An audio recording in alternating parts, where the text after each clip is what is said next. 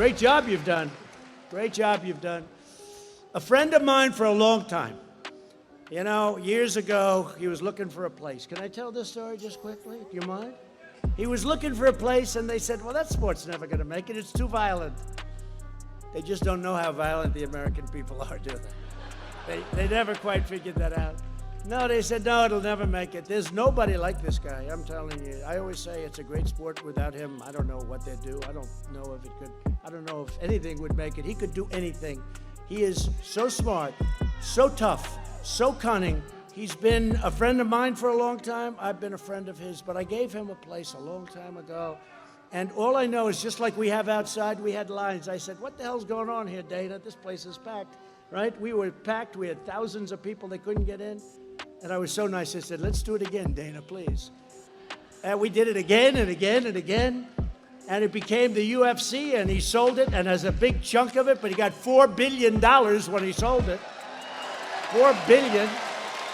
That's not too bad. That's not too bad, Dana. But he really is. He's an incredible guy. And, you know, he also loves his fighters. He wants to take care of his fighters, and he brought some of them along, the best. But I want to introduce Dana White. Dana, please, stand up.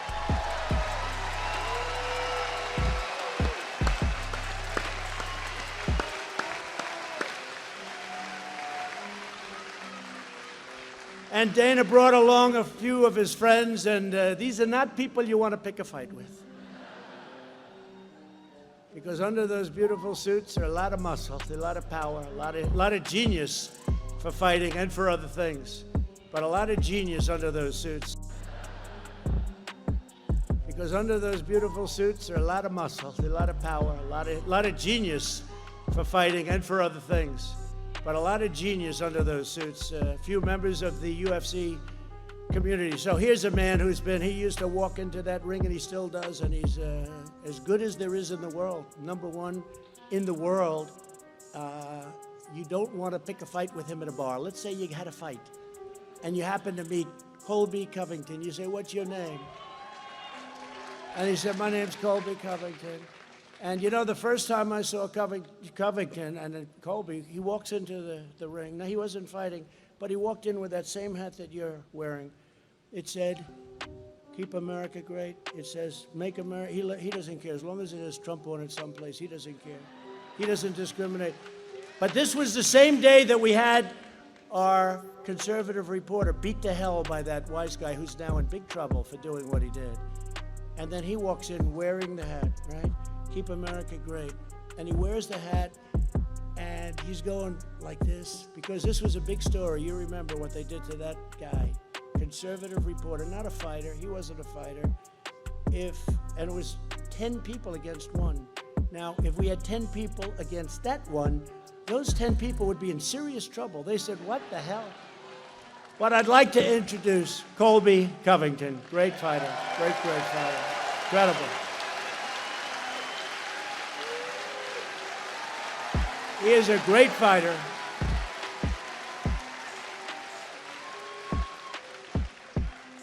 Three months ago, I saw him fight a guy. He looked like it would be impossible to beat. I never saw muscles. He had muscles on muscles on muscles.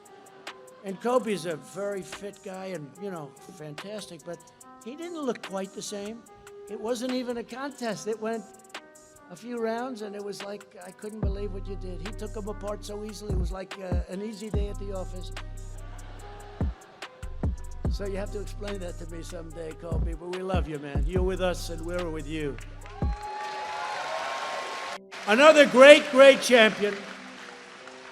Another great champion, Henry Cejudo, who is one of the best in the world. And Henry, please stand, please. Henry is... And you won the championship twice, right, Henry? Twice. He won it twice. He's, don't mess with him. Don't mess with him. And his brother, Alonzo, is here. Alonzo Cruz. Thank you very much, Alonzo. Thank you. Thank you. And Alonzo doesn't mess with Henry. He learned that a long time ago.